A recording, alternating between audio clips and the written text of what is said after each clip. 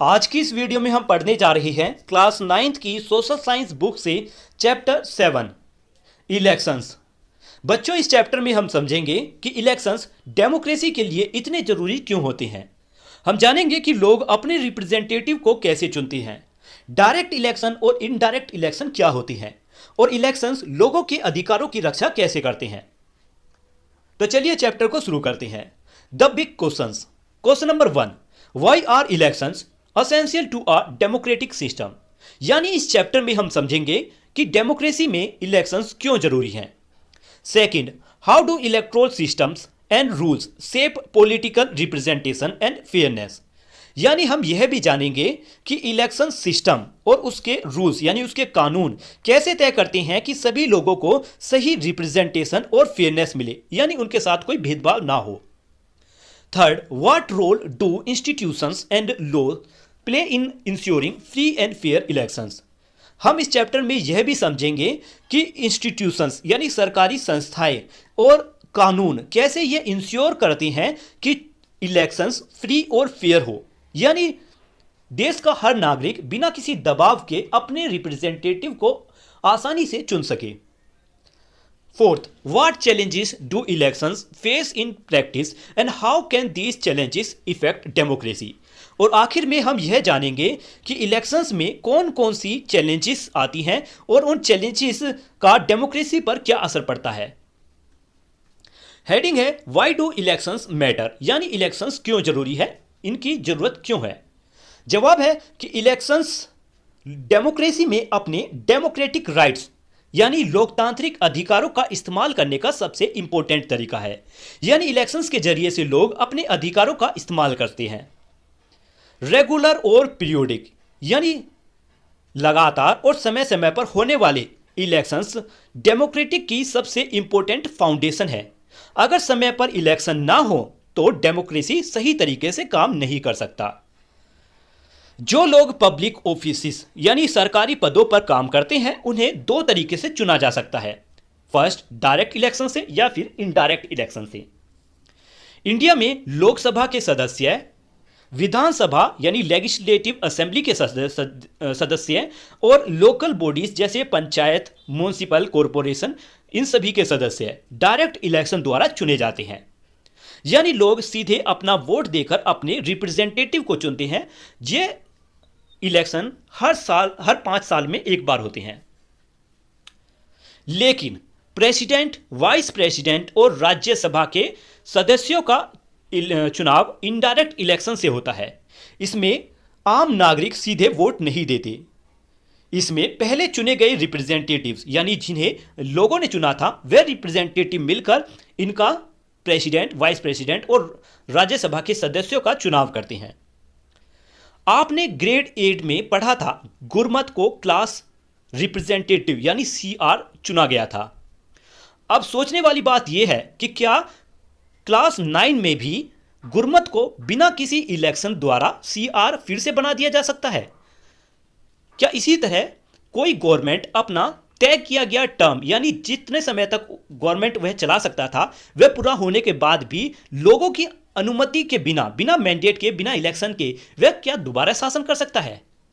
अगर इलेक्शंस में सिर्फ एक ही पॉलिटिकल पार्टी चुनाव लड़ रही हो तो क्या लोगों के पास सही चॉइस होगा। इन सभी क्वेश्चंस का जवाब है नो, नहीं। क्योंकि डेमोक्रेसी की सबसे इंपॉर्टेंट बात यही है कि लोग समय समय पर होने वाले इलेक्शंस में भाग लें और उन लोगों को चुने जो उनकी ओर से फैसला लेंगे। जो रिप्रेजेंटेटिव इलेक्शन जीतकर आते हैं वे लोगों के प्रति अकाउंटेबल यानी जवाबदेह होते हैं और उन्हें अपने काम का जवाब देना पड़ता है। अपने रिप्रेजेंटेटिव्स को चुनने का अधिकार और उनसे जवाब मांगने का अधिकार समय समय पर होने वाले इलेक्शंस के से ही सुरक्षित रहता है। और वोट वह सबसे इंपॉर्टेंट तरीका है जिसके जरिए से हम अपने इस अधिकार का इस्तेमाल करते हैं। अब साइड बॉक्स को पढ़ लीजिए, लिखा है डायरेक्ट इलेक्शंस। डायरेक्ट इलेक्शंस वे इलेक्शंस होते हैं जिनमें नागरिक सीधे वोट देकर अपने रिप्रेजेंटेटिव्स या अपने लीडर्स को चुनते हैं। इनडायरेक्ट इलेक्शंस वे इलेक्शंस होते हैं जिनमें नागरिक पहले अपने रिप्रेजेंटेटिव्स को चुनते हैं और फिर वही रिप्रेजेंटेटिव्स अगले लीडर्स को चुनते हैं। डायग्राम। इलेक्शंस एक ऐसी प्रोसेस है जिसके जरिए से हम वोट देने के अपने अधिकार का इस्तेमाल करते हैं और एक अच्छे नागरिक होने की अपनी रिस्पॉन्सिबिलिटी भी निभाते हैं।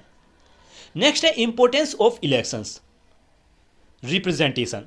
रिप्रेजेंटेशन का मतलब है कि लोग अपने रिप्रेजेंटेटिव को यानी अपने लीडर को चुनते हैं जो उनकी ओर से सरकार में उनकी बात पहुंचाते हैं। इक्वेलिटी। इक्वेलिटी का मतलब है कि इलेक्शंस में हर नागरिक का वोट बराबर इंपॉर्टेंस रखता है, किसी का वोट बड़ा या छोटा नहीं होता। नेक्स्ट लेगिटिमेसी। लेगिटिमेसी का मतलब है कि इलेक्शंस जीतकर बनी सरकार को जनता की अप्रूवल मिलती है, इसीलिए वह सरकार कानूनी और डेमोक्रेटिक रूप से सही मानी जाती है। नेक्स्ट है अकाउंटेबिलिटी। अकाउंटेबिलिटी का मतलब है चुने गए रिप्रेजेंटेटिव अपने काम के लिए जनता को जवाब देती हैं। नेक्स्ट है फिल इन 2 एम्प्टी बॉक्सेस। अब इस एक्टिविटी में आपको 2 खाली बॉक्सेस बनने हैं, उनमें लिखना है कि इलेक्शंस डेमोक्रेसी के लिए और किन कारणों से इंपॉर्टेंट है और यह भी बताना है कि उनमें से किसी एक कारण को इलेक्शंस कैसे इंश्योर करते हैं। Next don't miss out. लिखा है कि बच्चों क्या आपने कभी सेफोलॉजी वर्ड सुना है? तो सेफोलॉजी एक ऐसा सब्जेक्ट है जिसमें इलेक्शंस का साइंटिफिक स्टडी किया जाता है, यानी वैज्ञानिक तरीके से इलेक्शंस के बारे में पढ़ा जाता है। इसमें यह समझा जाता है कि इलेक्शंस कैसे होते हैं, लोग किस तरह वोट देते हैं और इलेक्शंस के परिणामों का स्टडी कैसे किया जाता है। It refers to scientific study of election. इसका मतलब है कि सेफोलॉजी इलेक्शंस का एक साइंटिफिक स्टडी है। इसमें इलेक्शंस से जुड़ी जानकारी और डाटा का स्टडी किया जाता है। सेफोलॉजी वर्ड ग्रीक वर्ड से आया है। सेफो का मतलब है पेबल यानी छोटे पत्थर या कंकड़, और लोगो का मतलब है सिस्टमेटिक स्टडी यानी किसी चीज के बारे में, किसी सब्जेक्ट के बारे में बहुत ज़्यादा स्टडी करना। इन दोनों वर्ड को मिलाकर सेफोलॉजी वर्ड बनता है। पुराने समय में एंशियंट ग्रीस में लोग वोट देने के लिए छोटे छोटे पेबल्स का, छोटे छोटे कंकड़ों का इस्तेमाल करते थे। इसी कारण इलेक्शंस के स्टडी को सेफोलॉजी वर्ड का इस्तेमाल किया गया है। इसी कारण इलेक्शन की स्टडी के लिए सेफोलॉजी वर्ड का इस्तेमाल हुआ है। नेक्स्ट है inside India's election machinery. Inside India's election machinery का मतलब है कि इंडिया की चुनाव सिस्टम को कैसे काम करती है। इस भाग में हम समझेंगे कि इंडिया जैसे बड़े देश में चुनाव सफलतापूर्वक कराने के लिए किन किन लोगों, संस्थाओं और नियमों की जरूरत होती है।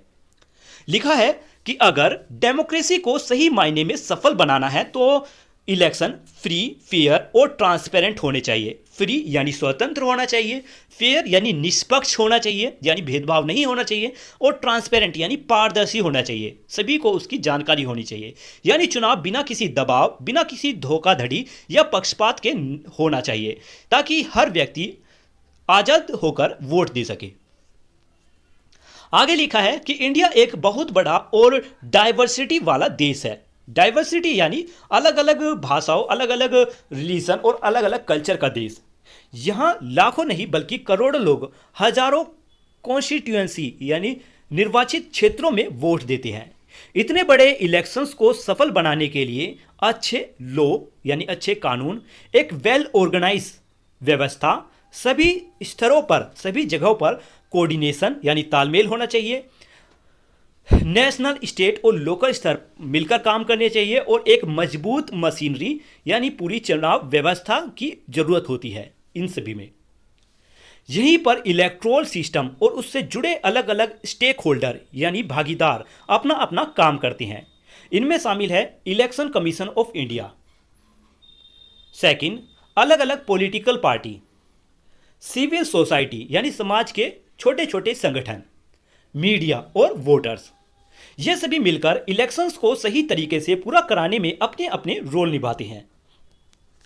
आगे लिखा है कि हमारा कॉन्स्टिट्यूशन यानी हमारा संविधान और पार्लियामेंट द्वारा बनाए गए अलग अलग कानून यह तय करते हैं कि इन सभी स्टेक होल्डर्स के फंक्शंस यानी कार्य और पावर यानी अधिकार क्या होंगे, यानी कौन सा काम यानी कौन क्या काम करेगा और किसकी क्या जिम्मेदारी होगी, यह सब संविधान और कानून में पहले से तय कर दिया गया है। Figure 7.2 Indian election a festival of democracy. इस फिगर में टाइटल दिया गया है। इसका मतलब है कि इंडिया में चुनाव केवल वोट देने की प्रोसेस नहीं है, बल्कि यह पूरे देश में लोकतंत्र की उत्सव मनाने का, मतलब फेस्टिवल बनाने का एक जश्न है। फिगर में आप देख सकते हैं कि अलग अलग उम्र, धर्म और समाज के लोग खुशी खुशी वोट दे रहे हैं।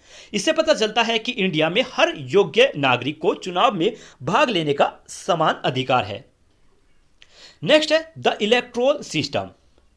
द इलेक्टोरल सिस्टम का मतलब है चुनाव सिस्टम या चुनाव प्रणाली, यानी वह पूरा सिस्टम जिसके अनुसार इलेक्शंस कराए जाते हैं, वोट गिने जाते हैं और यह तय किया जाता है कि कौन इलेक्शंस जीतकर लेजिस्लेचर में जाएगा।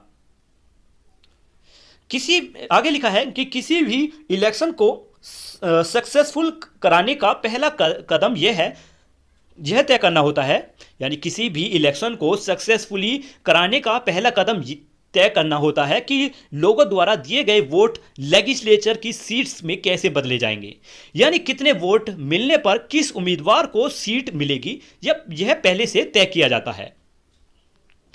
हर इलेक्टोरल सिस्टम में सीट्स बांटने का तरीका अलग होता है, यानी यही तरीका एक इलेक्शन सिस्टम को दूसरे इलेक्शन सिस्टम से अलग बनाता है।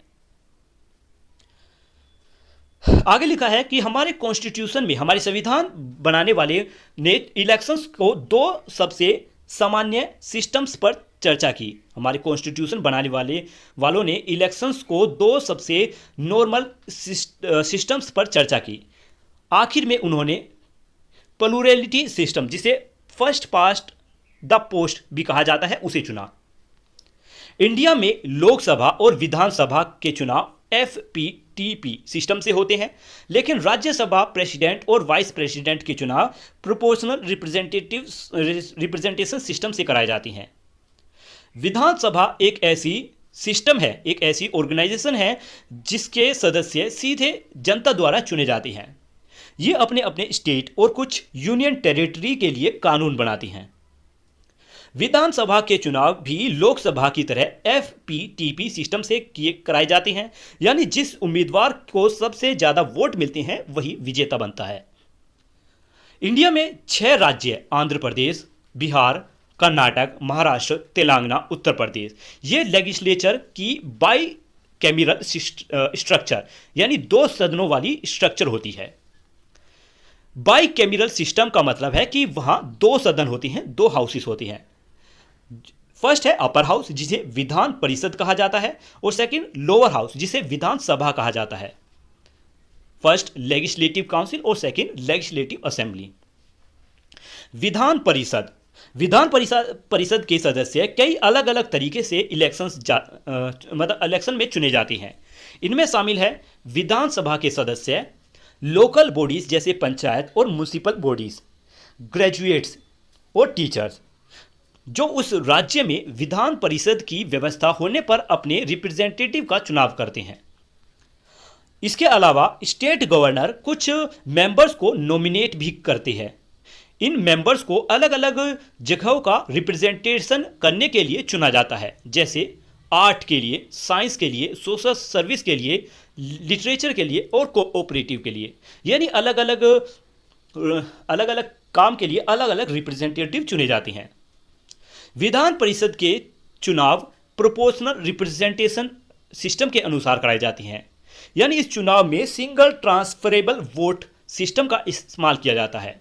इस सिस्टम में वोट्स देने वाले अपनी पसंद के ऑर्डर के अनुसार अपने उम्मीदवारों को चुनते हैं, अपने रिप्रेजेंटेटिव्स को चुनते हैं और उसी आधार पर इलेक्शंस का परिणाम तय किया जाता है। नेक्स्ट है टेबल इलेक्टोरल सिस्टम। इस टेबल में 3 अलग अलग इलेक्टोरल सिस्टम की कंपैरिजन की गई है। First past the post FPTP, second majority system और थर्ड प्रोपोर्शनल रिप्रेजेंटेशन। अब इन्हें एक एक करके समझते हैं। फीचर का मतलब है उसके कैरेक्टरिस्टिक्स, यानी इस टेबल में हर चुनाव सिस्टम की अलग अलग फीचर्स की तुलना की गई है। नेम ऑफ द कंट्री, यहां दिए गए देशों के नाम इमेजिनरी हैं, काल्पनिक है, इनका इस्तेमाल केवल समझने के लिए किया गया है, ये असली देश नहीं है। जैसे हरित भूमि, रत्नद्वीप और स्वर्णलोक। नेक्स्ट है seats in the parliament, first past the post 25 seat, यानी हरित भूमि देश की पार्लियामेंट में 25 सीटें हैं। मेजॉरिटी सीट, रत्नद्वीप देश की पार्लियामेंट में 25 सीटें हैं। इसके बाद स्वर्णलोक की पार्लियामेंट में 100 सीटें हैं और इन सीटों को पूरे देश के वोट परसेंटेज के अनुसार बांटा जाता है। फिर है मेन पॉलिटिकल पार्टी, इस देश में 3 पॉलिटिकल पार्टीज चुनाव लड़ रही है, party X, party Y, party Z. फिर है प्रोपोर्शनल रिप्रेजेंटेशन, पार्टी एम, यानी इस देश में 4 पॉलिटिकल पार्टी इलेक्शंस में हिस्सा ले रही हैं। नेक्स्ट क्वेश्चन है how voting works, each voter votes for one candidate in their constituency, यानी हर वोटर अपने कॉन्स्टिट्यूएंसी में केवल एक उम्मीदवार को ही वोट देता है। जिस उम्मीदवार को सबसे ज़्यादा वोट मिलती हैं वही इलेक्शंस जीत जाता है, भले ही उसमें 50% से कम वोट मिलती हों। यही FPTP सिस्टम की सबसे बड़ी फीचर है। नेक्स्ट मेजॉरिटी सिस्टम, इस सिस्टम में हर वोटर केवल एक उम्मीदवार को वोट देता है, लेकिन यहां जीतने के लिए उम्मीदवार को 50% से ज़्यादा वोट मिलने जरूरी है। अगर फर्स्ट राउंड में किसी को 50% से ज़्यादा वोट नहीं मिलते तो सबसे ज़्यादा वोट पाने वाले 2 कैंडिडेट फिर से सेकंड राउंड के लिए इलेक्शन लड़ते हैं। नेक्स्ट है प्रोपोर्शनल रिप्रेजेंटेशन, इस सिस्टम में लोग किसी कैंडिडेट को नहीं बल्कि पॉलिटिकल पार्टी को वोट देते हैं। पार्लियामेंट की सीटें हर पार्टी को उसके कुल वोट परसेंटेज के अनुसार दी जाती है। जिस पार्टी को जितने परसेंट वोट मिलते हैं लगभग उसी रेशियो में उसे सीट मिलती हैं। नेक्स्ट है sample result, vote percentage, party A 40%, party B को 35% और पार्टी सी को 25% वोट मिली। यह पार्टी ए को सबसे ज़्यादा वोट मिली हैं 40%। मेजॉरिटी सिस्टम का भी यही दिया गया है, यहाँ पर किसी भी पार्टी को 50% से ज़्यादा वोट नहीं मिली। प्रोपोर्शनल रिप्रेजेंटेशन में देख सकते हैं कि यहां सभी पार्टी को उनके वोट परसेंटेज के अनुसार सीट मिलेंगी। फिर है who forms the government, FPTP, party A forms the government. यहां पर क्योंकि पार्टी ए को सबसे ज्यादा वोट मिले हैं इसीलिए वही सरकार बनाती है। नेक्स्ट है मेजॉरिटी सिस्टम, पहले चरण में किसी भी उम्मीदवार को 50% से ज्यादा वोट नहीं मिले, सेकेंड राउंड में पार्टी वाई को 55% वोट मिले, इसीलिए पार्टी वाई सरकार बनाती है। नेक्स्ट है सीट डिस्ट्रीब्यूशन, यहां सभी पार्टीज को उनके वोट परसेंटेज के अनुसार सीट दी गई है, M40, N35, O50 या P10। नेक्स्ट टॉपिक है पावर इज शेयर प्रोपोर्शनैलिटी, यानी इस सिस्टम में पावर एक ही पार्टी के पास नहीं होती, जिस पार्टी को जितने वोट मिलते हैं उसी रेशियो में उसे सीट और रिप्रेजेंटेटिव मिलते हैं। नेक्स्ट है क्वाटा, क्वाटा का मतलब है जीतने के लिए जरूरत थी मिनिमम वोट्स। इस फॉर्मूले की मदद से यह पता लगाया जाता है कि किसी कैंडिडेट को चुनाव जीतने के लिए कम से कम कितने वोट चाहिए। Next counting and transfer of votes, इस पार्ट में बताया गया है कि single transferable vote STV system में वोट्स की काउंटिंग और ट्रांसफर कैसे होती है। First, voters marks there presence, सबसे पहले वोटर्स अपनी पसंद के अनुसार कैंडिडेट को प्रीफ्रेंस यानी अपनी पसंद, दूसरी पसंद, पहली पसंद, दूसरी पसंद, तीसरी पसंद के अनुसार उसे अरेंज करते हैं। सबसे पहले सभी कैंडिडेट को, सेकंड है कि सबसे पहले सभी कैंडिडेट्स के फर्स्ट प्रीफ्रेंस वोट्स गिने जाते हैं। जिस कैंडिडेट को कोटा के बराबर या सबसे ज़्यादा वोट मिल जाती हैं उसे विजेता घोषित कर दिया जाता है। थर्ड, जिस कैंडिडेट को सबसे कम वोट मिलती हैं वह इलेक्शन में से बाहर हो जाता है। इसके बाद उसके वोट्स उन कैंडिडेट्स को ट्रांसफ़र कर दिए जाती हैं जिनके कैंडिडेट्स के ने सेकंड प्रेफरेंस के रूप में चुना था। फोर्थ, यही पूरी काउंटिंग और ट्रांसफ़र की प्रोसेस तब तक चलती रहती है जब तक जितने उम्मीदवार चुने जाने हैं वे सभी चुन लिए जाते। यानी जब तक, मतलब यहाँ लिखा है कि यह पूरी काउंटिंग और ट्रांसफ़र की प्रोसेस तब तक चलती रहती है जब तक जितने उम्मीदवार चुने जाने हैं वे सभी चुन नहीं लिए जाते। नेक्स्ट है द लॉज। द लॉज का मतलब है इलेक्शन से जुड़े कानून। इस पाठ में बताया गया है कि इंडिया में इलेक्शंस को सही, निष्पक्ष और सही मैनेज्ड तरीके से कराने के लिए कौन कौन से कानून बनाए गए हैं। लिखा है कि अब हम उन इंपॉर्टेंट कानूनों के बारे में डिटेल में जानेंगे जो इंडिया में इलेक्शन कराने की पूरी प्रोसेस को कंट्रोल करती हैं। वे इंपॉर्टेंट कानून हैं the representation of people act 1950, the representation of the people act 1951। इसके अलावा the presidential and vice president act 1952 नाम का एक अलग कानून भी है। यह प्रेसिडेंट और वाइस प्रेसिडेंट के इलेक्शन से संबंधित नियमों के बारे में बताता है। Representation of the people act 1950 मुख्य रूप से इन बातों से संबोधित है। फर्स्ट, सीट्स का निर्धारण करना। सेकंड, डिलिमिटेशन ऑफ कॉन्स्टिट्यूएंसी यानी निर्वाचन जगहों की सीमाएं तय करना। इलेक्टोरल रोल या वोटर लिस्ट तैयार करना और समय समय पर उसे अपडेट करते रहना, रिवीजन करना। साथ ही यह इंश्योर करना कि 18 ईयर या उससे ज़्यादा उम्र का हर नागरिक बिना किसी डिस्क्रिमिनेशन के, बिना किसी भेदभाव के वोट देने का अधिकार रखता हो। Representation of the people act 1955 election कराने से जुड़े बाकी सभी इंपॉर्टेंट सब्जेक्ट्स और इलेक्शंस के बारे में होने वाले पोस्ट इलेक्शन डिस्प्यूट यानी विवादों से संबंधित है। यह कानून इन सभी के लिए नियम बनाता है। फर्स्ट, कैंडिडेट का नॉमिनेशन कैसे होगा। सेकंड, इलेक्शन कैंपेन यानी चुनाव प्रचार कैसे किए जाएंगे। वोटिंग प्रोसीजर क्या होगी और चुनाव से जुड़े विवाद का समाधान कैसे किया जाएगा। ये सभी एक्ट्स, ये सभी कानून मिलकर यह इंश्योर करते हैं कि इंडिया की इलेक्शन प्रोसेस इंटीग्रिटी यानी ईमानदारी के साथ, ट्रांसपेरेंसी यानी पारदर्शी यानी बिना किसी रुकावट के या बिना किसी जानकारी छिपाए और जवाबदेह के साथ पूरी की जाए। आगे लिखा है इस the representation of the people act 1951 also lists out the electoral offence and corrupt practices. For example, यानी इस पार्ट में बताया गया है कि रिप्रेजेंटेशन को पीपल एक्ट 1951 यह भी बताता है कि इलेक्शंस के दौरान कौन कौन से काम इलेक्टोरल ऑफेंस यानी चुनावी अपराध और करप्ट प्रैक्टिस यानी भ्रष्ट इलेक्शन तरीके से माने जाते हैं।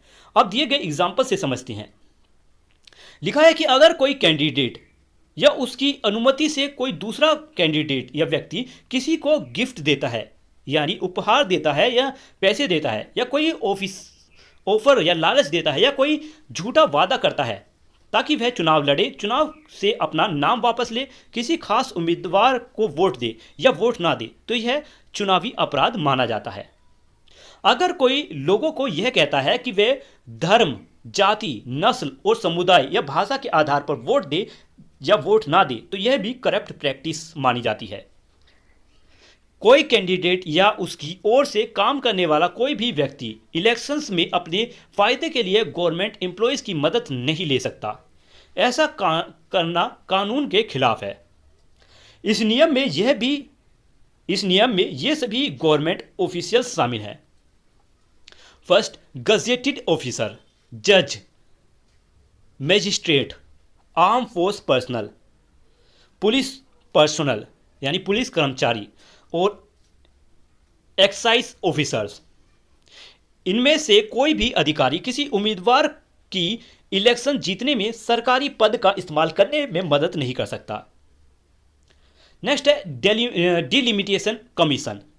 डिलिमिटेशन कमीशन का मतलब है कि एक ऐसी कमीशन या ऐसी आयोग जो इलेक्शंस के लिए कॉन्स्टिट्यूएंसी यानी निर्वाचक क्षेत्र की सीमाएं तय करती है और जरूरत पड़ने पर उनमें बदलाव भी करती है ताकि सभी लोगों को समान रिप्रेजेंटेशन मिल सके, समान प्रतिनिधि मिल सके। क्या आप जानते हैं कि पार्लियामेंट्री कॉन्स्टिट्यूएंसी और असेंबली कॉन्स्टिट्यूएंसी की सीमाएं हमेशा के लिए तय नहीं रहती। जरूरत पड़ने पर समय समय पर इनमें बदलाव किए जा सकती हैं। कॉन्स्टिट्यूएंसी की सीमाएं समय के साथ बदल सकती हैं।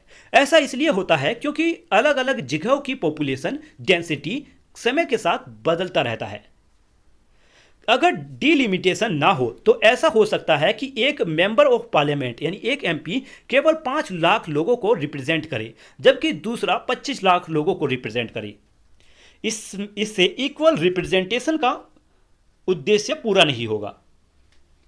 डिलिमिटेशन वह प्रोसेस है जिसमें हर स्टेट में सीट्स की संख्या तय की जाती है। टेरिटोरियल बाउंड्री यानी क्षेत्रीय सीमाएं निर्धारित की जाती हैं ताकि लोकसभा और विधानसभा के इलेक्शन सही तरीके से कराए जा सकें। डिलिमिटेशन का एम यह इंश्योर करना होता है कि सभी कॉन्स्टिट्यूएंसी में पॉपुलेशन यानी जनसंख्या और सीट्स का रेशियो जितना संभव हो बराबर रहे। इससे हर नागरिक को लगभग एक समान रिप्रेजेंटेशन मिलता है। नेक्स्ट है डोंट मिस आउट। इस बॉक्स में डिलिमिटेशन कमीशन से जुड़ी एक और जानकारी दी गई है।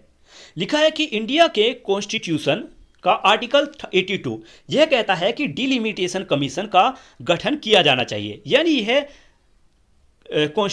कमीशन संविधान के अनुसार बनाया गया है। इंडिया में अब तक 4 डिलिमिटेशन कमीशन बनाए गए हैं। ये 1952, 1963, 1973 और 2002 में बनाए गए थे। Next topic, election commission of India ECI।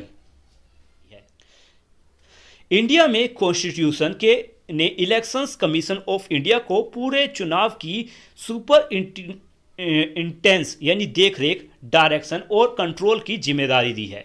यानी इलेक्शन की पूरी प्रोसेस सही तरीके से हो, इसकी जिम्मेदारी इलेक्शन कमीशन ऑफ इंडिया को होती है। Next, let's recall. इस बॉक्स में ECI के बारे में पहले पढ़ी हुई इंपॉर्टेंट बातों को दोबारा याद कराया गया है। लिखा है कि ECI एक ऑटोनोमियस, परमानेंट और कॉन्स्टिट्यूशनल बॉडी है। यानी ECI एक स्वतंत्र, परमानेंट यानी स्थायी और कॉन्स्टिट्यूशनल बॉडी यानी संवैधानिक संस्था है। इसकी स्थापना 25 जनवरी 1950 को हो गई थी। ECI इन सभी के इलेक्शन कराती है। लोकसभा, राज्यसभा, विधानसभा, Vidhan Parishad, president, vice president of India. India के कॉन्स्टिट्यूशन के आर्टिकल 324 से 329 तक ECI की स्थापना, उसके पावर्स यानी उसके अधिकार और उसके ड्यूटीज़ के बारे में बताया गया है। स्टेट लेवल पर इलेक्शंस का काम चीफ इलेक्टोरल ऑफिसर्स की देखरेख में होता है। यानी इस अधिकारी की नियुक्ति ECI संबंधित स्टेट गवर्नमेंट से सलाह लेकर सिविल सर्वेंट्स में से करता है, यानी सरकारी अधिकारियों में से करता है। इलेक्शंस के समय कई स्टेट गवर्नमेंट ऑफिसर्स को भी इलेक्शंस की जिम्मेदारी दी जाती है, जैसे district magistrate, sub division magistrate, tehsildar. इन अधिकारियों को अलग अलग पद दिए जाते हैं, जैसे district election officer, returning officer और इलेक्टोरल रजिस्ट्रेशन ऑफिसर। अब हम डिटेल में समझेंगे कि ECI वास्तव में कौन कौन से काम करता है। ECI create the electoral roll. यानी अब चैप्टर ECI के एक इंपॉर्टेंट कार्य के बारे में बता रहा है, जो इलेक्टोरल रोल्स यानी वोटर लिस्ट तैयार करता है। लिखा है कि ECI हर घर में अपने ऑफिशियल इन्यूमेटर्स यानी सरकारी जनगणना कर्मी भेजती है। ये जानकारी इकट्ठा करते हैं कि कौन कौन वोट देने के योग्य है, यानी कौन कौन एलिजिबल इलेक्टर्स है। जैसा कि आपने पहले पढ़ा है कि केवल वही नागरिक वोट दे सकते हैं जो चुनाव के लिए तय की गई एलिजिबिलिटी क्राइटेरिया को पूरा करते हों। इकट्ठा की गई जानकारी के आधार पर हर कॉन्स्टिट्यूएंसी के लिए इलेक्टोरल रोल यानी वोटर लिस्ट तैयार की जाती है।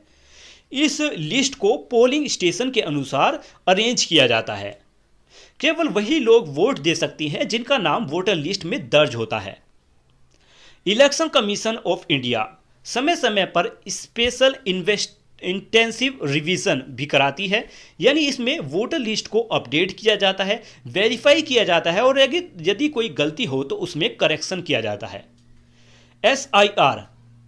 एसआईआर का एम यह इंश्योर करना है कि कोई भी एलिजिबल सिटीजन वोटर लिस्ट से छूट ना जाए और कोई इन एलिजिबल पर्सन गलत तरीके से वोटर लिस्ट में शामिल ना हो।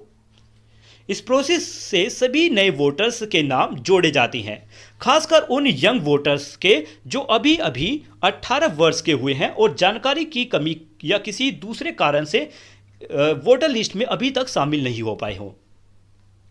एसआईआर के दौरान उन लोगों के नाम भी वोटर लिस्ट से हटा दिए जाते हैं जिनकी डेथ हो चुकी है, जिन्होंने अपना रेसिडेंशियल यानी निवास स्थान बदल दिया है, जिनका नाम 2 बार यानी डुप्लीकेट इनरोलमेंट दर्ज हो या जो परमानेंट अनट्रेसेबल यानी स्थायी रूप से अब तक नहीं मिला हो। ईसीआई लोगों को रिवाइज्ड इलेक्टोरल रोल के खिलाफ क्लेम्स यानी दावे, ऑब्जेक्शन यानी आपत्ति दर्ज कराने का समय भी देता है। उन सभी दावों और आपत्तियों की जांच करके उनका समाधान भी किया जाता है। इसके बाद ही फाइनल इलेक्टोरल रोल यानी अंतिम वोटर लिस्ट पब्लिश की जाती है। नेक्स्ट है थिंक अबाउट इट।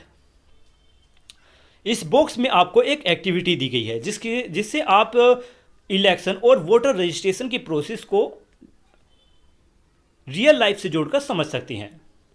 लिखा है कि कुछ साल बाद आपकी उम्र 18 साल हो जाएगी और जब आप 18 वर्ष के हो जाएंगे तब एक रिस्पॉन्सिबल सिटीजन्स के रूप में आपको अपना नाम वोटर लिस्ट में रजिस्टर कराना चाहिए। पता लगाइए कि वोटर रजिस्ट्रेशन कराने की पूरी प्रोसीजर क्या होती है, साथ ही ये भी जानिए कि इसके लिए कौन कौन से डॉक्यूमेंट्स की ज़रूरत होती है। किसी ऐसे व्यक्ति से बात कीजिए जिसकी उम्र अभी 18 वर्ष हो गई हो, जिसने हाल ही में वोटर रजिस्ट्रेशन कराया हो। उनसे यह जानने की कोशिश कीजिए कि वोटर रजिस्ट्रेशन कराते समय उन्हें कौन कौन सी बातें आसान लगी और किन बातों में कठिनाइयाँ हुई। Next, let's explore.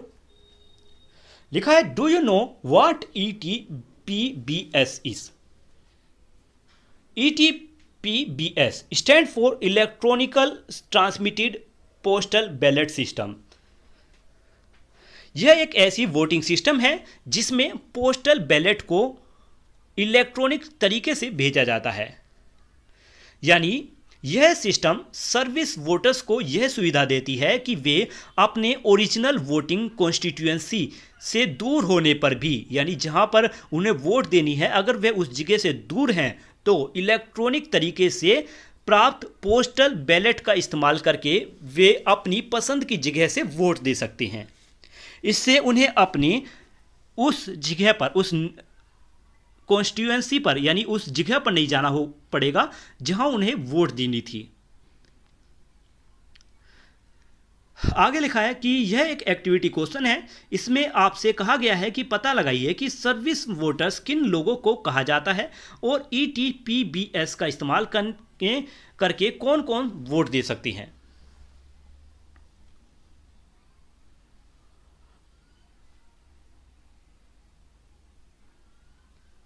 नेक्स्ट है ECI decide the schedule and date for the election. यानी इस भाग में बताया गया है कि इलेक्शन कमीशन ऑफ इंडिया यह तय करता है कि इलेक्शन कब होंगे और उनका पूरा शेड्यूल क्या होगा।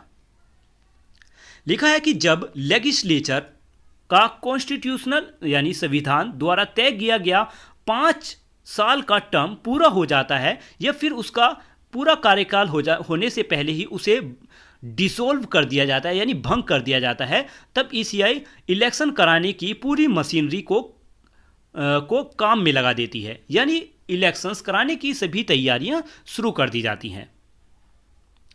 आगे लिखा है कि इंडिया जैसे बड़े और डाइवर्स कंट्री में होने के कारण ECI इलेक्शंस की तारीख तय करते समय कई बातों का ध्यान रखती है, जैसे weather condition, agriculture cycle, school और यूनिवर्सिटी की एग्ज़ाम्स, फेस्टिवल्स, ये सभी, ताकि अधिक से अधिक लोग आसानी से वोट दे सके।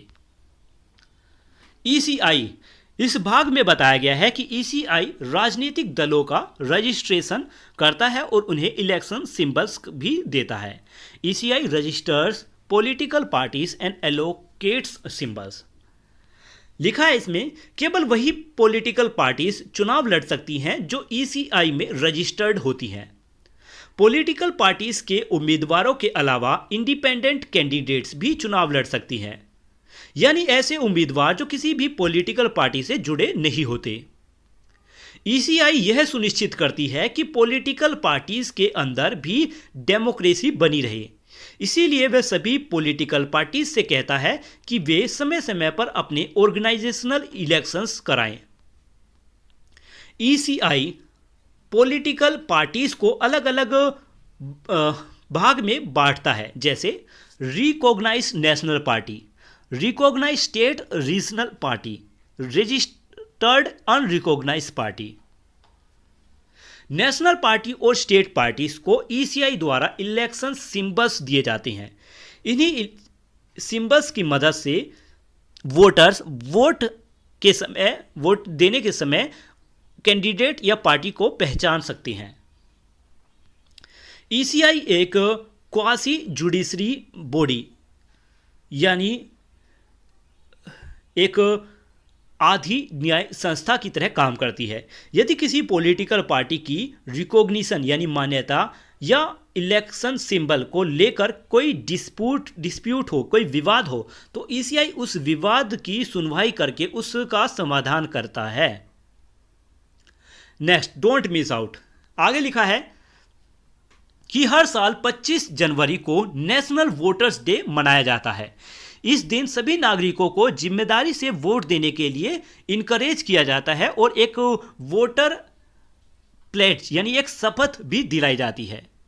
वोटर्स प्लेज कि we are the citizen of India having abiding faith in democracy, मतलब हर इंडिया के नागरिक लोकतंत्र पर पूरा विश्वास रखते हैं। हम यह शपथ लेते हैं कि अपने देश की डेमोक्रेटिक ट्रेडिशंस यानी लोकतांत्रिक परंपराओं का हमेशा सम्मान करेंगे और उन्हें बनाए रखेंगे और फ्री, फेयर और पीसफुल, स्वतंत्र, निष्पक्ष और शांतिपूर्ण तरीके से इलेक्शंस की गरिमा और सम्मान बनाए रखेंगे। हम हर इलेक्शंस में बिना किसी डर, फियरलेसली के अपना वोट देंगे। हम religion, race, caste, community, language या किसी भी लालच में के प्रभाव में आए बिना अपना वोट नहीं देंगे। नेक्स्ट है ensure free and fair election. इस भाग में बताया गया है कि आजाद और निष्पक्ष चुनाव कराना क्यों जरूरी है। लिखा है कि अगर इलेक्शन वास्तव में मीनिंगफुल होने हैं तो पूरा इलेक्शन प्रोसेस फेयर और ट्रांसपेरेंट तरीके से होना चाहिए। अगर इलेक्शन में फेयरनेस यानी निष्पक्षता नहीं होगी तो लोगों का इलेक्शन इंस्टीट्यूशंस पर भरोसा धीरे धीरे कम होने लगेगा। सोचिए, अगर कैंडिडेट्स को पर्सनल फेवर यानी निजी लाभ या एहसान के कारण प्रभावित किया जाए, वोटर्स की सही काउंटिंग ना हो या कुछ लोगों को एक्सेसिबिलिटी इश्यूज के कारण वोट देने में कठिनाई हो तो इलेक्शन सही तरीके से नहीं हो पाएंगे। ऐसी सिचुएशंस में इलेक्शंस को तो हो जाएंगे लेकिन उनका डेमोक्रेटिक वैल्यू कम हो जाएगा।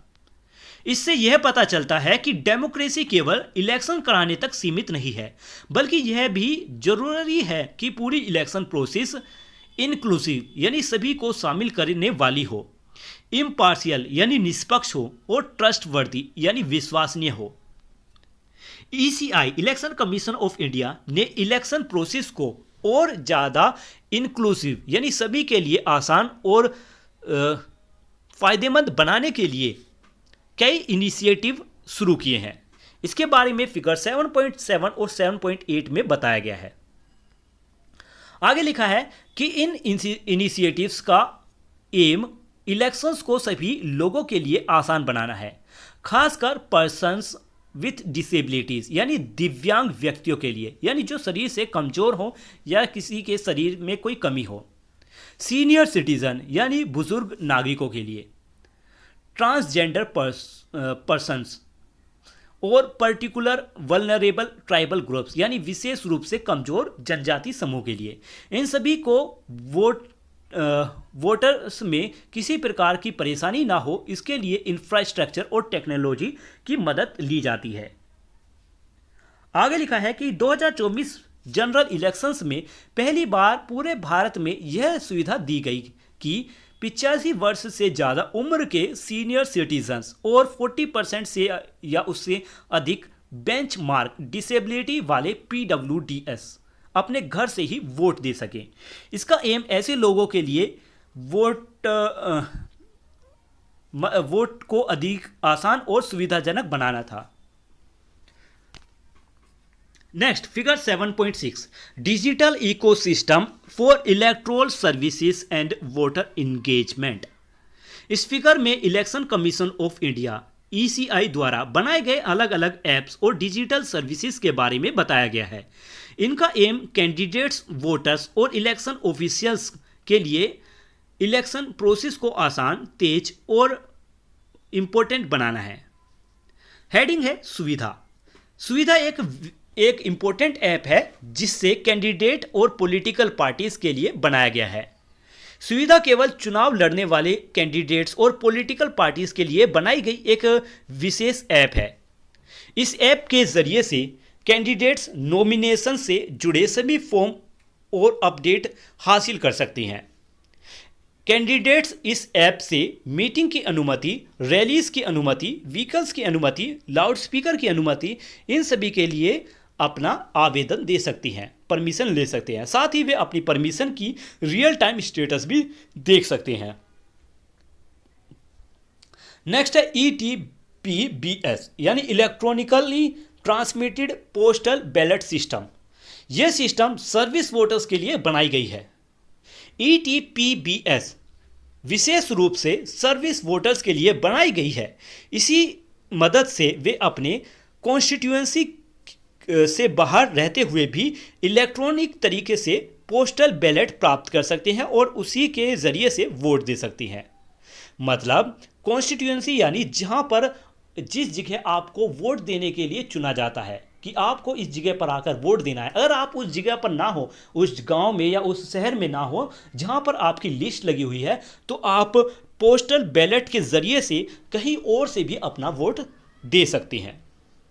नेक्स्ट है वोटर हेल्पलाइन ऐप। यह ऐप आमतौर पर नॉर्मल वोटर्स की सहायता के लिए बनाई गई है। यह एक मल्टीपर्पस ऐप है। इसका इस्तेमाल वोटर रजिस्ट्रेशन, ट्रांसपोर्टेशन यानी मतदाता का नाम एक स्थान से दूसरे स्थान पर ट्रांसफ़र करने के लिए, यानी वोटर का नाम एक जगह से दूसरी जगह ट्रांसफ़र करने के लिए, वेरिफिकेशन के लिए और अलग अलग सुविधाओं के लिए इसका इस्तेमाल किया जाता है। इस ऐप के जरिए से वोटर्स चुनाव से जुड़ी सभी इंफॉर्मेशन, न्यूज़ और लेटेस्ट अपडेट भी हासिल करते हैं। नेक्स्ट है सक्षम ऐप। यह ऐप विशेष रूप से पर्सन्स विथ डिसेबिलिटीज़ के लिए बनाई गई है। लिखा है ECI ने PWDs यानी दिव्यांग व्यक्तियों की सुविधा को ध्यान में रखते हुए उनकी वोटर आइडेंटिफिकेशन और रजिस्ट्रेशन प्रोसेस को आसान बनाने के लिए विशेष सेवाएं शुरू की हैं। सक्षम ऐप की मदद से PWDs आसानी से वोटर रजिस्ट्रेशन कर सकते हैं, अपना पोलिंग स्टेशन खोज सकते हैं और वोटिंग से जुड़ी दूसरी सुविधाओं का लाभ ले सकती हैं। नेक्स्ट है CVGIL ऐप। यह ऐप इलेक्शंस के दौरान होने वाली सभी इलेक्शन मिसकंडक्ट यानी गलत गतिविधियों की शिकायत करने के लिए बनाई गई है। इस ऐप की मदद से वोटर्स इलेक्शंस के दौरान मॉडल कोड ऑफ कंडक्ट की किसी भी उल्लंघन या इलेक्शन मिसकंडक्ट यानी चुनाव गड़बड़ी की शिकायत कुछ ही मिनटों में कर सकते हैं। शिकायत मिलने के बाद flying squad auto location, flying squad यानी विशेष चुनाव दल ऑटो लोकेशन की मदद से तुरंत उस जगह पर पहुंच जाते हैं और जल्दी ही कार्रवाई करते हैं। नेक्स्ट है इरोनेट। इरोनेट चुनाव से जुड़े फॉर्म्स और डिबेट को अरेंज करने वाली डिजिटल सिस्टम है। इरोनेट की मदद से इलेक्शन से जुड़े फॉर्म्स जल्दी और सही तरीके से प्रोसेस किए जाते हैं। साथ ही डाटाबेस को बैलेंस डाटाबेस को संभालना भी, हैंडल करना भी आसान हो जाता है। यह सिस्टम फॉर्म्स को जल्दी प्रोसेस करती है, सिंपल डैशबोर्ड उपलब्ध कराती है, अलग अलग ऑफिसर्स को उनके रोल्स के अनुसार एक्सेस देती है और इलेक्टोरल रोल्स, ई रोल्स का रखरखाव भी करती है, उनका बचाव करती है। नेक्स्ट है सुगम ऐप। सुगम इलेक्शन कार्यों में इस्तेमाल होने वाले व्हीकल्स के अरेंजमेंट के लिए बनाई गई वेब बेस्ड एप्लीकेशन है। सुगम एक वेब बेस्ड एप्लीकेशन है। इसका इस्तेमाल इलेक्शंस के दौरान दूसरे सरकारी विभागों के लिए व्हीकल्स की अरेंजमेंट कराने के लिए किया जाता है। इस ऐप में डिपार्टमेंट्स की जानकारी, vehicle registration number, driver contact detail और व्हीकल्स को दिए जाने वाली फ्यूल एलोकेशन, सभी की जानकारी पूरी रिकॉर्ड रखी जाती है। आगे लिखा है no voter to be left behind, मतलब कोई भी वोटर वोट देने से वंचित ना रहे। यानी इसका एम यह है कि हर एलिजिबल वोटर को बिना किसी कठिनाई के वोट देने का अवसर मिले, चाहे वह दिव्यांग हो, सीनियर सिटीजन हो या किसी दूर दराज जगह में रहता हो।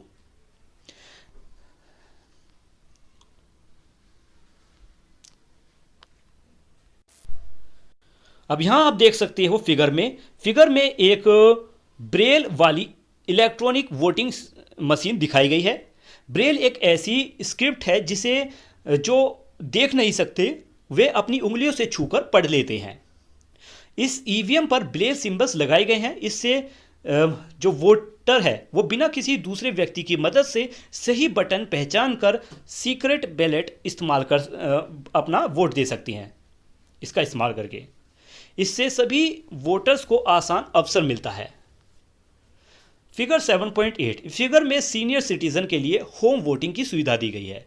इस सुविधा के जरिए से बहुत ज़्यादा उम्र वाले सीनियर सिटीजन और कुछ पर्सन जो डिसेबल हैं वे अपने घर से ही वोट दे सकते हैं।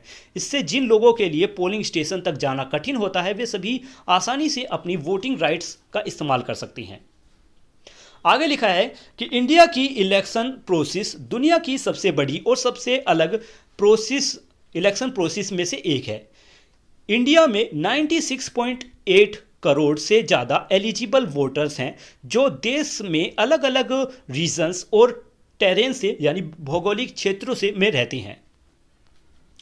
ईसीआई पूरे इलेक्शंस को फ्रीली ऑटोनोमियसली संचालित करती है। यह इंश्योर कराती है कि पूरे देश में आज़ादी से और बिना निष्पक्षता से चुनाव किए जाएं, मतलब बिना आज़ादी से और निष्पक्ष तरीके से चुनाव किए जाए। आगे लिखा है कि आपने सभी कार्यों को सही तरीके से पूरा करने के लिए ECI modern information and communication technology और ई गवर्नेंस का इस्तेमाल करता है।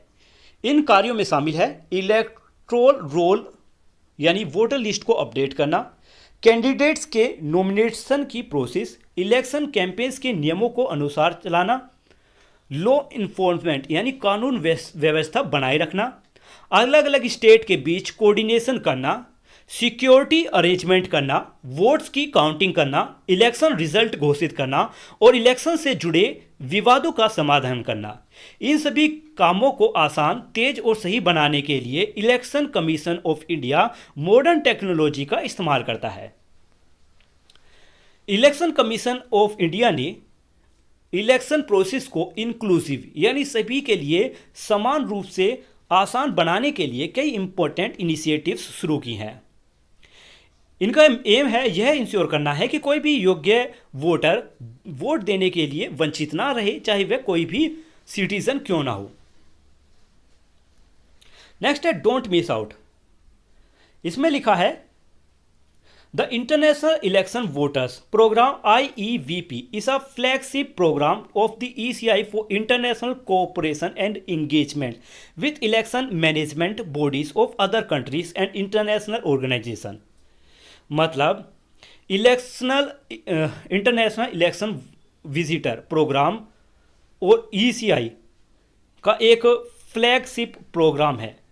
इस प्रोग्राम का एम दूसरे देशों के इलेक्शंस मैनेजमेंट बॉडीज और इंटरनेशनल ऑर्गेनाइजेशन के साथ इंटरनेशनल कोऑपरेशन यानी अंतर्राष्ट्रीय सहयोग और संपर्क को बनाए रखना है। यानी ईसीआई दूसरे देशों से के चुनाव आयोगों में के साथ मिलकर चुनावों से जुड़े अनुभव और जानकारी शेयर करता है।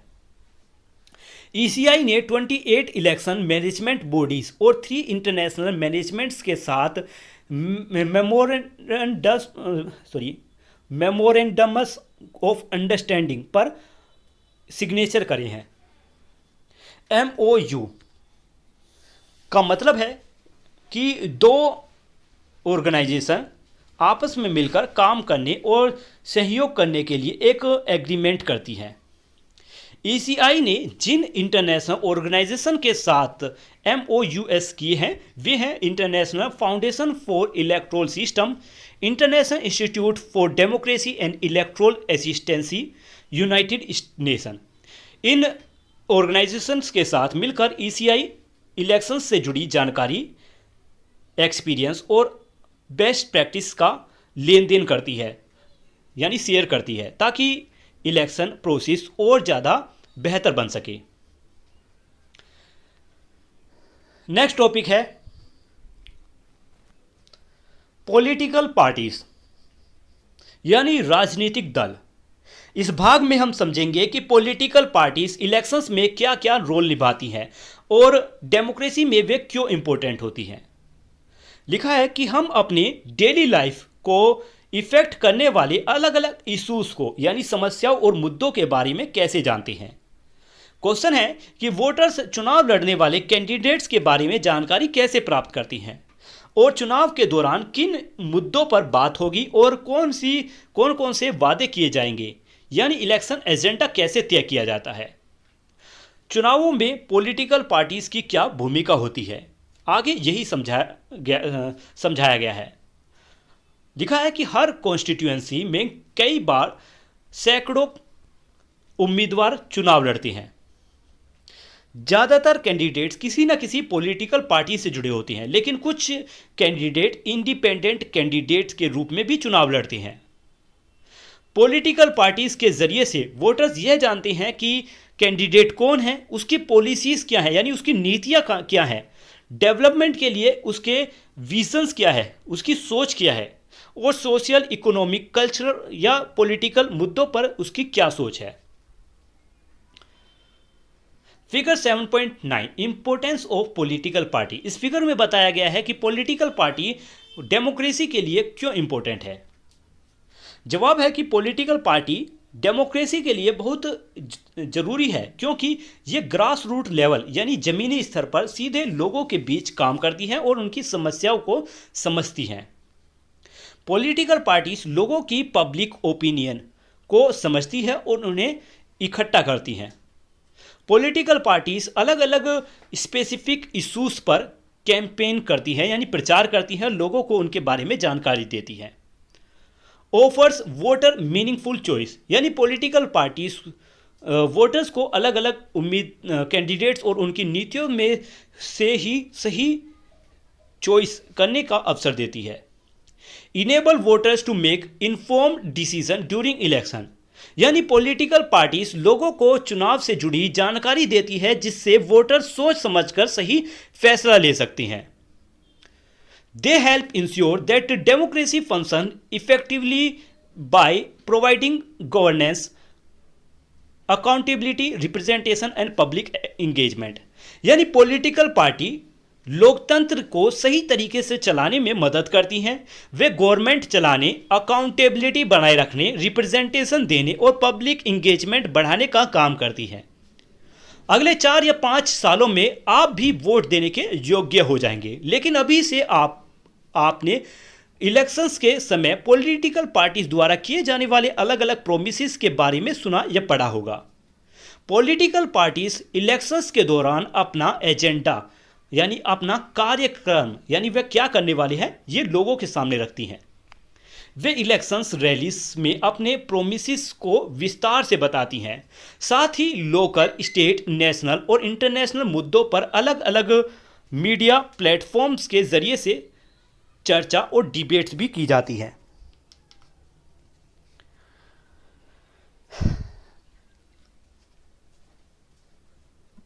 आगे लिखा है कि इंडिया में मल्टी पार्टी सिस्टम है। इसका मतलब है कि इंडिया में कई पॉलिटिकल पार्टीज हैं और वे सभी चुनावों में हिस्सा लेकर एक दूसरे के से कंपटीशन करती हैं। यह सिस्टम इंडिया की लैंग्वेज, कल्चर, रिलीजन और रीजन्स की डाइवर्सिटी को दर्शाती है, यानी अलग अलग विचारों और लोगों का रिप्रेजेंटेशन अलग अलग पॉलिटिकल पार्टी करती हैं। अब एक क्वेश्चन ये आता है कि जब इतनी सारी पॉलिटिकल पार्टीज हैं तो क्या कोई व्यक्ति जब चाहे एक छोटी पार्टी बनाकर दूसरी पार्टी में जा सकता है? जवाब है यस, दे कैन। हाँ, हर व्यक्ति दूसरी पॉलिटिकल पार्टीज में जा सकता है।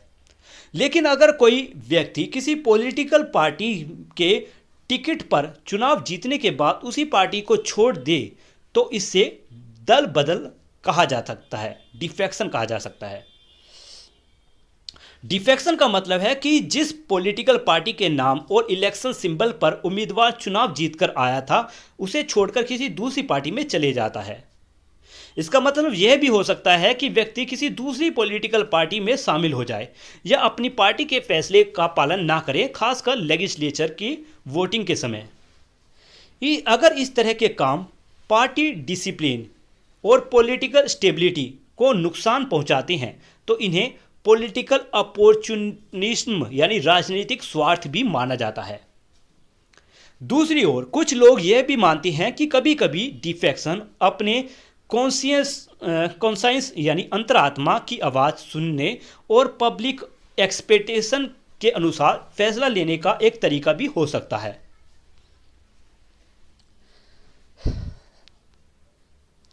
फिर इसके बाद है figure, role of political party.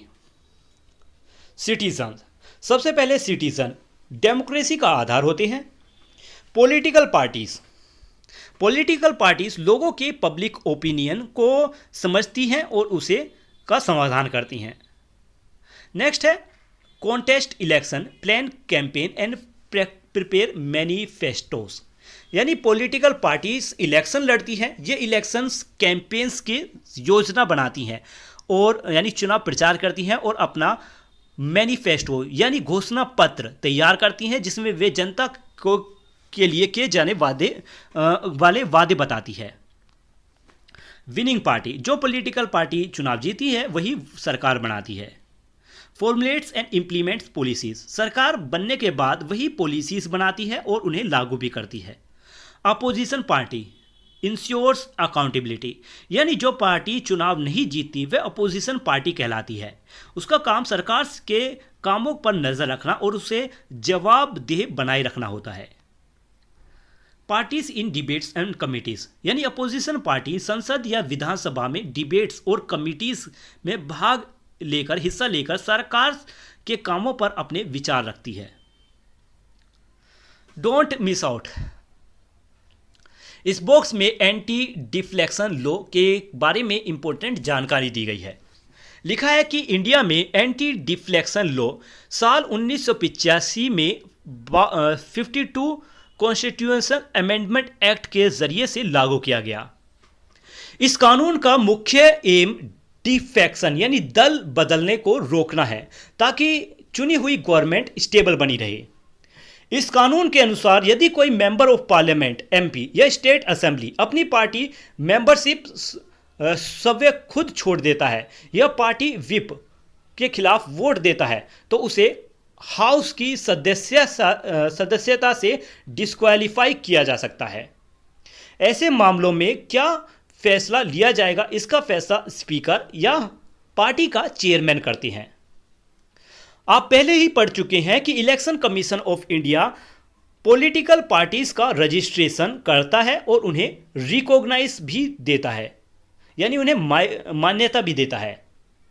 ECI का यह काम कुछ स्पेसिफिक क्राइटेरिया के आधार पर करता है, यानी हर पॉलिटिकल पार्टी को मान्यता तभी मिलती है जब वह तय किए गए नियमों को पूरा करती है। नेक्स्ट हेडिंग है criteria for national and state party recognition. इस फिगर में बताया गया है कि इलेक्शन कमीशन ऑफ इंडिया किन क्राइटेरिया के आधार पर किसी पॉलिटिकल पार्टी को नेशनल पार्टी, स्टेट पार्टी या रजिस्टर्ड अनरिकॉग्नाइज्ड पार्टी के रूप में मान्यता देता है। फर्स्ट है criteria for national party recognition. National party बनाने के लिए नीचे दिए गए किसी एक नियम को पूरा करना जरूरी है। यह नियम है कि अगर कोई पॉलिटिकल पार्टी लोकसभा या लेजिस्लेटिव असेंबली के जनरल इलेक्शन में 4 या उससे ज़्यादा राज्यों में कम से कम 6% वैलिड वोट्स हासिल करे और लोकसभा में कम से कम 4 सीट भी जीत जाए तो उसे नेशनल पार्टी की मान्यता मिल जाती है। यदि कोई पॉलिटिकल पार्टी लोकसभा की कुल सीटों में से कम 2% सीट्स भी जीत ले और उसके चुने गए उम्मीदवार कम से कम 3 अलग अलग राज्य में हो तो भी उसे नेशनल पार्टी माना जा सकता है। यदि कोई पॉलिटिकल पार्टी कम से कम 4 राज्यों में पहले से स्टेट पार्टी के रूप में रिकॉग्नाइज्ड हो तो उसे नेशनल पार्टी की मान्यता भी मिल सकती है। नेक्स्ट है criteria for state party recognition. State party बनाने के लिए नीचे दिए गए इन नियमों में से एक को पूरा होना जरूरी है। इसमें लिखा है कि यदि कोई पॉलिटिकल पार्टी उस स्टेट की लेजिस्लेटिव असेंबली इलेक्शन में कम से कम 6% वैलिड वोट्स प्राप्त करे और कम से कम 2 असेंबली सीट्स भी जीत ले तो उसे स्टेट पार्टी की मान्यता मिल सकती है। यदि कोई पॉलिटिकल पार्टी उस स्टेट में होने वाले लोकसभा इलेक्शंस में कम से कम 6% वोट प्राप्त कर ले और उसी राज्य में लोकसभा की कम से कम 1 सीट जीत ले तो उसे भी स्टेट पार्टी की जिम्मेदारी मिल सकती है। नेक्स्ट, यदि कोई पॉलिटिकल पार्टी उस राज्य की लेजिस्लेटिव असेंबली की कम से कम 3% सीट जीत ले या कम से कम 3% जीत ले जो भी संख्या अधिक हो तो उसे स्टेट पार्टी माना जा सकता है। आगे, यदि कोई पॉलिटिकल पार्टी उस राज्य को लोकसभा में मिली हर 25 सीटों या उसके किसी एक भाग पर कम से कम 1 लोकसभा सीट जीत ले तो उसे स्टेट पार्टी की मान्यता मिल सकती है। और आखिरी, यदि कोई पॉलिटिकल पार्टी उस स्टेट में होने वाली लोकसभा या लेजिस्लेटिव असेंबलीज में कम से कम 8% वैलिड वोट हासिल कर ले तो उसे भी स्टेट पार्टी माना जा सकता है। Next, registered unrecognized political party. Registered unrecognized political party वे पॉलिटिकल पार्टीज होती हैं जो ईसीआई में रजिस्टर्ड तो होती हैं लेकिन उन्हें नेशनल पार्टी या स्टेट पार्टी की मान्यता नहीं मिली होती। ऐसी पॉलिटिकल पार्टीज जिन्हें लेजिस्लेटिव असेंबली या जनरल इलेक्शंस में मान्यता पाने के लिए ज़रूरत वोट परसेंटेज नहीं मिला होता वे रजिस्टर्ड अनरिकॉग्नाइज्ड पार्टी कहलाती हैं। जो पॉलिटिकल पार्टीज रजिस्टर होने के बाद अब तक कभी भी चुनाव नहीं लड़ी है वे रजिस्टर्ड अनरिकॉग्नाइज्ड पार्टी कहलाती हैं।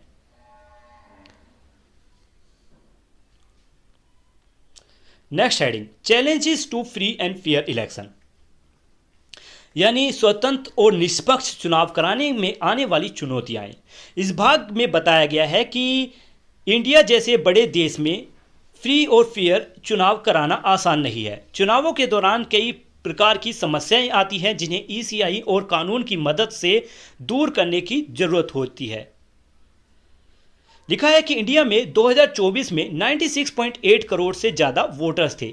इतने बड़े देश में जहां हजारों पोलिंग स्टेशंस हैं, सैकड़ों पॉलिटिकल पार्टीज हैं, वे अलग अलग जगहों या सामाजिक और आर्थिक कंडीशंस हैं, वहां चुनाव कराना एक बहुत बड़ी चैलेंज है। मिस इन्फॉर्मेशन यानी गलत जानकारी, फेक न्यूज़, इंटिमिडिएशन यानी डराना या धमकाना जैसी समस्याओं से निपटने के लिए ईसीआई कई उपाय करती है। इसमें शामिल है representation of the people act 1950, representation of the people act 1951, model code of conduct, EVM electronic voting machine, VVPAT voting verifiable paper audit trial, voter awareness campaign और दूसरी जरूरती उपाय। अगर ईसीआई लगातार विजिलेंट यानी सतर्क रहे और नागरिकों की सही रूप में चुनाव लड़ने में हिस्सा ले तो इलेक्शन और ज़्यादा रिप्रेजेंटेटिव यानी जनता का सही रिप्रेजेंट करने वाला बनेगा और डेमोक्रेसी को भी मजबूती मिलेगी।